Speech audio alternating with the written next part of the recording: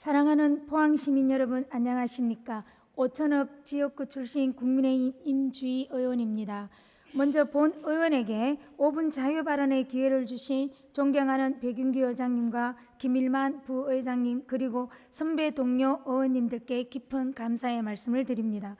아울러 포항시 발전을 위해 애쓰시는 이강덕 시장님을 비롯한 2,300여 공직자 여러분의 노고에도 경의를 표합니다.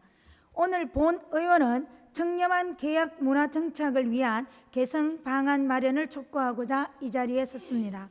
포항시는 지역의 문화예술 진흥 및 지역 문화 사업의 효율적인 수행을 위해 많은 축제와 행사를 대행 용역 계약을 통해 추진하고 있습니다.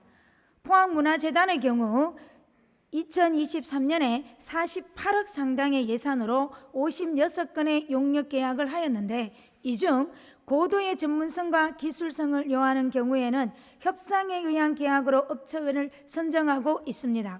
협상에 의한 계약은 다수의 공급자가 제출한 제안서를 평가한 후 가장 유리하다고 인정되는 자와 계약하는 제도로, 절차는 평가위원 모집 공고, 입찰 공고, 제안 요청서 교부, 제안서 평가, 협상 적격자 선정 및 협상 순위 결정, 협상 순위 및 일정 통보, 협상 개시, 계약의 순서로 따릅니다.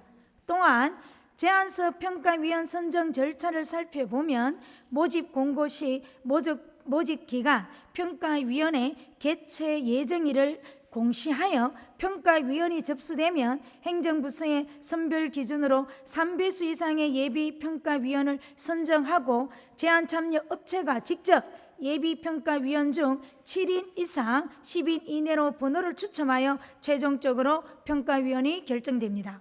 본 의원은 이번 행정사무감사 기간 중 이러한 용역 계약 과정상 문제가 많다는 지적을 하였습니다.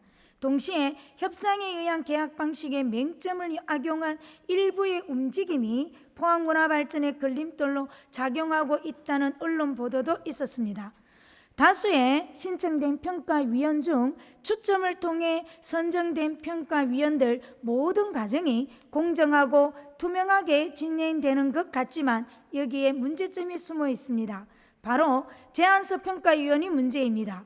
얼마 전 개최되었던 축제의 평가위원회는 100여 명이 평가위원으로 신청했는데, 그중에는 최종 선정된 용역사 쪽 인맥이 무려 70여 명에 달했다는 소문이 업계에 널리 퍼져 있습니다.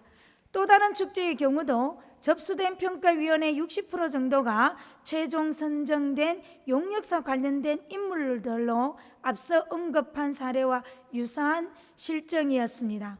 공정하고 투명하게 진행돼야 하는 계약 과정에서 협상에 의한 계약의 맹점을 악용하는 형태는 분명히 바로 잡아야 할 문제입니다.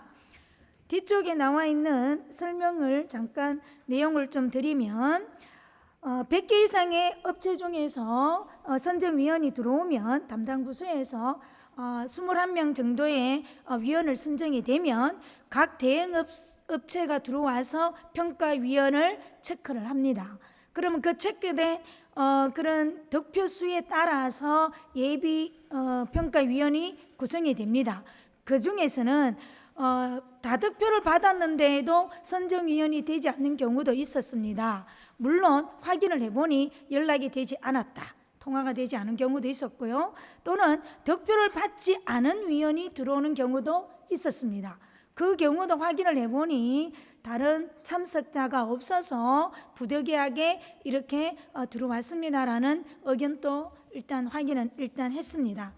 이러한 문제는 포항시 축제 및 행사를 추진하는 전 부서에 해당하는 것으로 보입니다. 단지 평가위원 수당 15만 30만 원을 수령하기 위해 전국 각지에서 평가위원 접수를 하지는 않을 것입니다.